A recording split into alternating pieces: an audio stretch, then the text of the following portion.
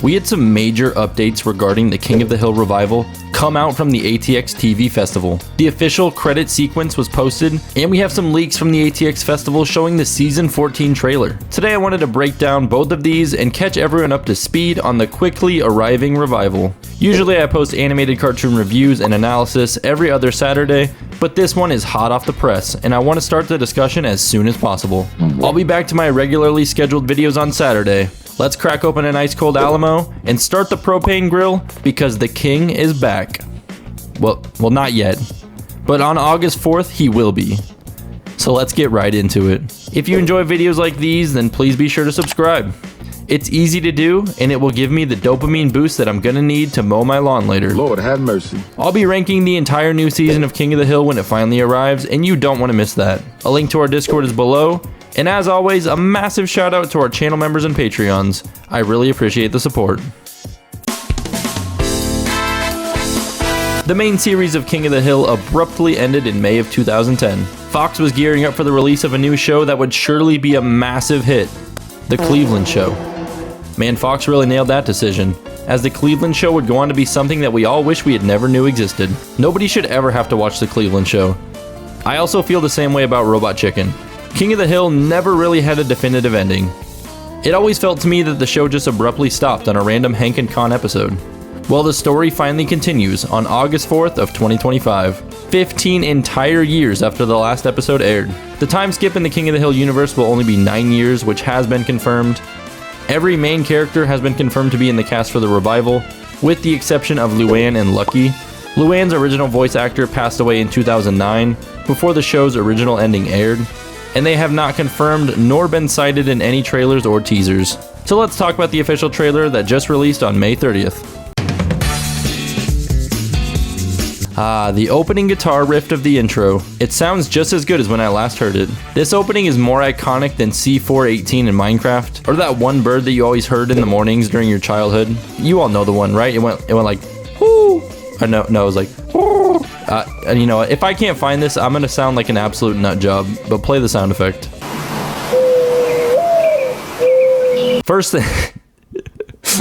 First thing I noticed in this trailer is that the animation style looks way smoother. Look at this frame from Season 13's trailer compared to Season 14's. The new animation style of course looks better and more modern, but I can't help but feel like I miss the old style. It just feels more nostalgic to me personally. The trailer also shows some snow in Arlen, Texas. I don't recall it ever snowing in the first 13 seasons of the show, but maybe I'm forgetting something. The first 6 or so seconds of this trailer seem to span a couple years.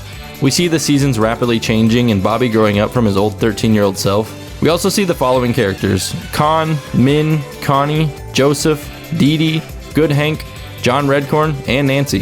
They sneak in that Hank got some new garage doors in the background here. We see that Hank, Peggy, and teenage Bobby are moving out of their house. That could be why the garage doors got updated. They're fixing up the house to sell it. Teenage Bobby looks like he has his ears pierced, but it's hard to see and it could just be a rogue pixel. Bobby looks like someone who would sell cigarettes to the incoming freshmen at school. Connie and Joseph tell Bobby goodbye and the Hills move away. Joseph really doesn't look much different, but he did hit puberty pretty early in the main show. Connie looks a bit more grown up as we're about halfway through the time skip. Bill crying when the moving van drives away is pretty funny. I don't know how Bill will survive without Hank. It seems that Hank was one of the main reasons that Bill survived in the show. Without Hank, Bill's only stable relationship is with his living room recliner. The movers take away the classic metal trash can. That can has sat in the alley since before I was born. That can was there in Season 1 in January of 1997, and I didn't get spawned in until October of that year. I would never imagine that Hank would move out of his house, but I guess it's canon now. Hank puts so much effort into maintaining everything and fixing everything just to his liking. Someone new ends up moving into Hank's house and takes up his position in the alley. If I moved into a new house and some random guys just stood around and drank beer in my alley all day, I would not be out there conversing with them. I'm an introvert, and if I don't have to talk to anyone, I will gladly keep to myself. We can see a few years have gone by, and then COVID happens. Still standing in the alley, but everyone is social distancing now as it's the new trend. Dale, being the conspiracy theorist, anti-government guy that he is wearing a mask, but he isn't wearing it correctly. A nice little touch to the character there. Eventually, a lady and her son come out to the alley, and Boomhauer goes with them. I don't see a ring, but is Boomhauer married with a kid now? I wonder if his wife can understand him, or if his kid talks like him. I think my 3-month-old newborn talks with more clarity than Boomhauer does. Joseph runs by carrying a sign that says Vote Gribble, which seems to indicate that Joseph is running for mayor. He never struck me as the brightest, but I guess that's not really required for politics. The power company comes and removes the power line in the alley, and this dude is the ultimate Chad. Look at this, he just lifts a telephone pole straight out of the ground and carries it off. This guy is stronger than the Incredible Hulk. He's just casually carrying an entire telephone pole away. A few more years pass, and an Uber drops Hank and Peggy back off at their old house. The trailer ends with a now fully grown Bobby giving Hank and Peggy a hug, and that wraps it up. But there is a ton to unpack from this trailer alone. From the trailer's description on YouTube, we know that Hank and Peggy moved to Saudi Arabia to work for a propane company. Aside from the one time Hank went to Japan and the time he was birthed in New York City, I don't think Hank has ever left Texas. The closest destination is Oklahoma, and I would rather walk through a mile of Legos than set foot in Oklahoma, so I can't really blame Hank here. I also never thought that Hank would leave Strickland Propane.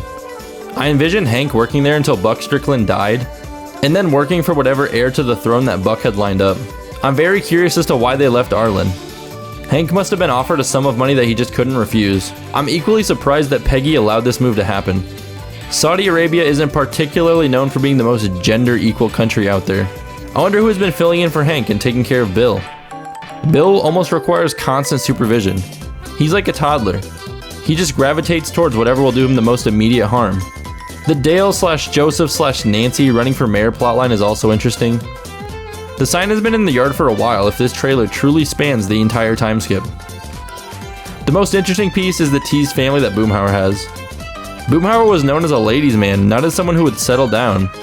But with age, he may have changed his ways. Before I yap for too long, let's talk about the Season 14 trailer leaks. This leak has been making the rounds on the internet. I won't be showing it because I don't think that it was meant to be filmed. The trailer starts with the iconic view of the Arlen Water Tower. It appears that the revival will be picking up with Hank returning back to Arlen. Boomhauer is ecstatic, claiming the return of the king. And in this shot we can actually see the man who lived in Hank's house while he was in Saudi Arabia is still in the alley with them. Maybe Hank rented the house out or even paid this man to live there and keep the house up to date. We get a more extended scene of Hank and Bobby competing against each other in some sort of brewing competition. Hank also gets a call from a Saudi Aramco. This must have been his former employer. This is actually an existing company. It's the 4th largest company in the world, which makes sense why they would pay top dollar to have the Michael Jordan of propane join their company. Dale has a few lines, and for the most part he sounds accurate to the character. You can definitely tell who voiced which lines in this reveal. For those unaware, Johnny Hardwick did voice Dale for 6 episodes in the revival, before he tragically passed away. From there, Toby Huss took over as the voice of Dale.